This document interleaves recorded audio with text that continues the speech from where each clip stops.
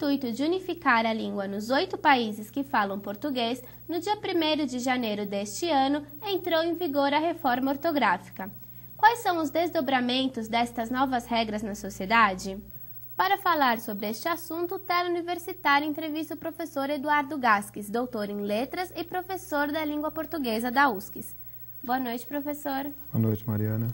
Professor, o Brasil ele já sofreu outras 3 reformas, se for contar o século todo.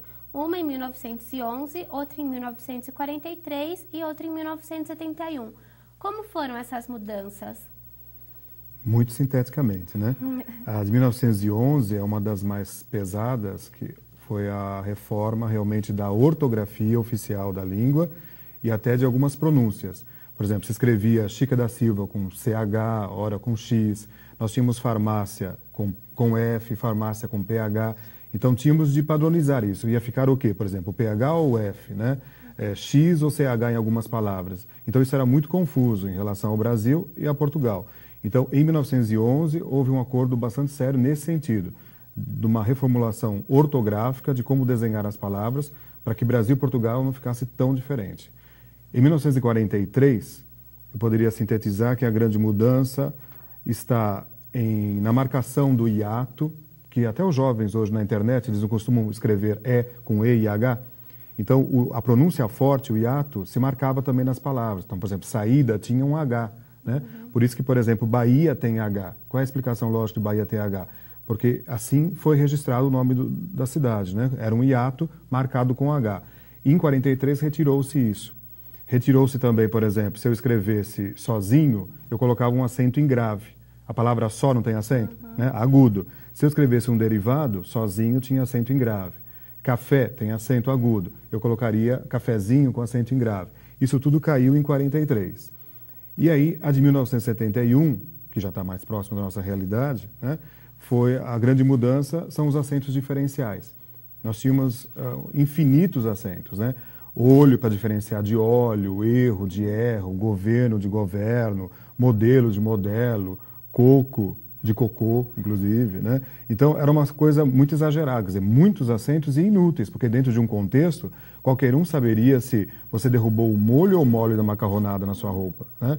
Então, percebeu-se que isso não era necessário. E aí, em 71, retiraram todos os acentos diferenciais, exceto de pôde e pode, que ainda permanece. Porque aí não estaria diferenciando coisas, estou diferenciando o tempo verbal, né? Se é o pretérito, se é o passado, pôde, ou se é pode presente, né? Isso, em suma, foi a de 71.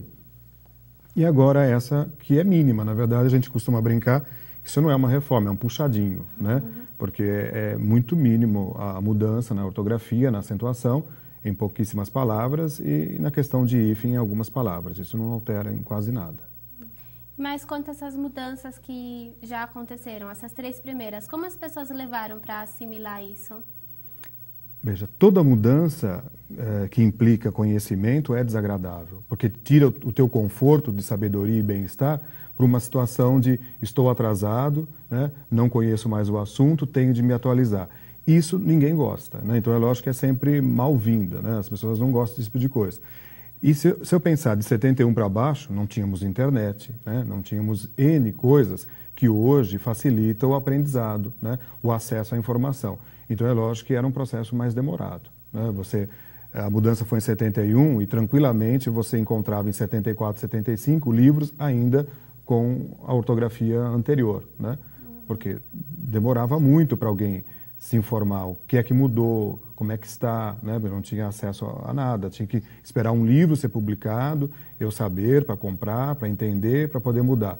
Hoje não, eu posso acessar a internet e já estou sabendo, né? A mídia é muito forte, a televisão, rádio, então todo mundo sabe, se não quer saber, porque não quer saber, né? Mas aí está na mídia para todo mundo comentar. Então é lógico que hoje o efeito vai ser mais curto, acho que a adaptação será mais rápida. Antes era mais demorado. Mas a aceitação é sempre negativa, de um modo geral, né? E o senhor comentou da mídia. Como que fica o papel dela hoje? Ela é importante? Bom, como sempre, a mídia é importantíssima em tudo, né? Na política, na economia, no conhecimento, nas futilidades, inclusive, no dia a dia, tudo, né? Então é lógico que hoje, veja, eu não preciso nem despender o gasto de comprar um livro, eu posso abrir o site, por exemplo, da universidade aqui, e eu tenho lá a reforma ortográfica gratuitamente, né? Então, eu tenho a informação se eu quiser. Então, isso fica muito mais fácil do que antes, que não havia nada disso, né? Então, a mídia ela é importante, né? E a própria divulgação. Hoje, quem não sabe que houve uma reforma ortográfica? Você tem que ser muito alienado para nunca ter ouvido falar que houve uma reforma ortográfica, né? Ou está muito distante, no meio de uma selva, né? Num sertão, sem nenhum meio de comunicação, para não ter ouvido falar. Então, hoje, isso vai ajudar muito, né? Que o assunto mudou, qual é a mudança e como atingi-la, né? Quer dizer, eu posso entrar num site e ter a informação. Não preciso gastar dinheiro nem comprando livro nenhum, né? E até o fato delas também se atualizarem muito rápido, né? Assim que a mudança começou a vigorar mesmo, por exemplo, os meios de comunicação, jornal, revista, eles já passaram a já se prontificaram a fazer regras, né? O que acaba ajudando para assimilar. Até para poder vender, quer dizer, mostrar que o meu jornal está atualizado, veja, já estamos falando a respeito, né? Nossa revista é atualizada, bem informada, já está falando a respeito. E a Universidade aqui de São Caetano não ficou atrás, porque isso estava pronto em janeiro. Quer dizer, assim que a reforma entrou em vigor em janeiro, o material já estava pronto também para qualquer aluno consultar, qualquer professor e qualquer membro da comunidade. E assim, os professores eles têm até 31 de dezembro de 2012 para começar a cobrar isso de fato dos alunos. Levando a situação onde a formação acaba levando um professor com uma formação precária, como que vai ficar isso? Vai ter dificuldade?